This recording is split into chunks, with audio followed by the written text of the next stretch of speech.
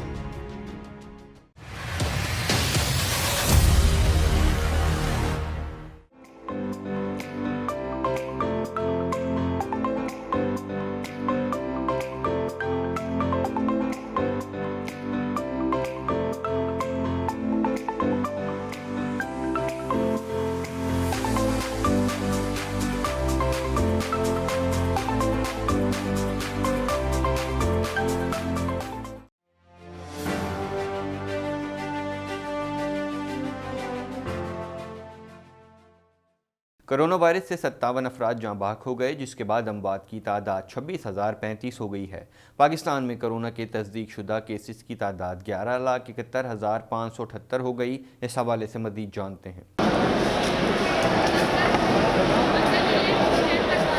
National command and operation centre کے تازہ ترین اعداد و شمار کے مطابق گزشتہ 24 گھنٹوں کے دوران 3,787 نئے کیسز رپورٹ ہوئے۔ پنجاب میں 3,97,694، سندھ میں 4,35,159، خیبر پختونخوا میں 1,63,677، بلوچستان میں 32,329، گلگت بلتستان میں 9,993، اسلام آباد میں 1,02,42 جبکہ آزاد کشمیر میں 32,329 کیسز رپورٹ ہوئے۔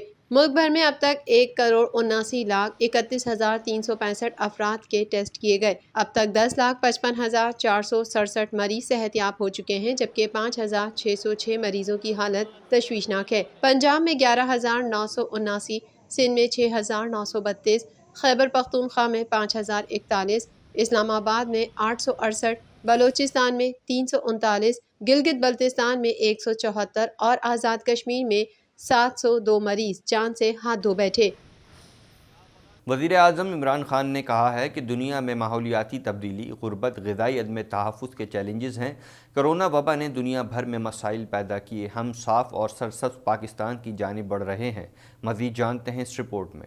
وزیر اعظم عمران خان کا کہنا ہے کہ ترقی پذیر ملکوں کے لیے غذائی قلت سب سے بڑا چیلنج ہے، ہم صاف اور سرسبز پاکستان کی جانب بڑھ رہے ہیں۔ وزیر اعظم عمران خان نے چین میں منعقدہ فورم سے ورچوئل خطاب کرتے ہوئے کہا، دنیا میں ماحولیاتی تبدیلی، غربت، غذائی عدم تحفظ کے چیلنجز ہیں۔ کرونا وبا نے دنیا بھر میں مسائل پیدا کیے، ترقی پذیر ملکوں کے لیے غذائی قلت سب سے بڑا چیلنج ہے۔ عمران خان کا کہنا تھا کہ غربت کے خاتمے کے لیے چین رول ماڈل ہے، ٹیکنالوجی کے ذریعے زمینوں کو بنجر ہونے سے بچایا جا سکتا ہے۔ ہمارے احساس پروگرام نے کرونا کے مسائل حل کرنے میں مدد دی۔ وزیر اعظم نے مزید کہا کہ ہم صاف اور سرسبز پاکستان کی جانب بڑھ رہے ہیں، بلین ٹری منصوبے کے تحت 1 ارب درخت لگا چکے ہیں۔ برطانوی وزیر خارجہ نے کہا ہے کہ طالبان کی حکومت کو تسلیم کرنا قبل از وقت ہے، دیکھ رہے ہیں طالبان کیا رویہ اپناتے ہیں۔ عالمی برادری افغان عوام کی مالی امداد جاری رکھے گی۔ اس حوالے سے مزید جانتے ہیں۔ وزیر خارجہ مخدوم شاہ محمود قریشی اور برطانوی وزیر خارجہ ڈومینگ کرافٹ کے مابین وزارت خارجہ میں وفود کی سطح پر مذاکرات ہوئے۔ مذاکرات میں نمائندہ خصوصی برائے افغانستان ایمبیسڈر محمد صادق، سیکریٹری خارجہ سہیل محمود، اسپیشل سیکریٹری خارجہ رضا بشیر تارڑ اور وزارت خارجہ کے سینئر افسران بھی شریک ہوئے۔ برطانوی وزیر خارجہ نے کابل سے برطانوی شہریوں اور سفارتی عملے کے انخلا میں معاونت پر وزیر خارجہ مخدوم شاہ محمود قریشی اور پاکستانی قیادت کا شکریہ ادا کیا۔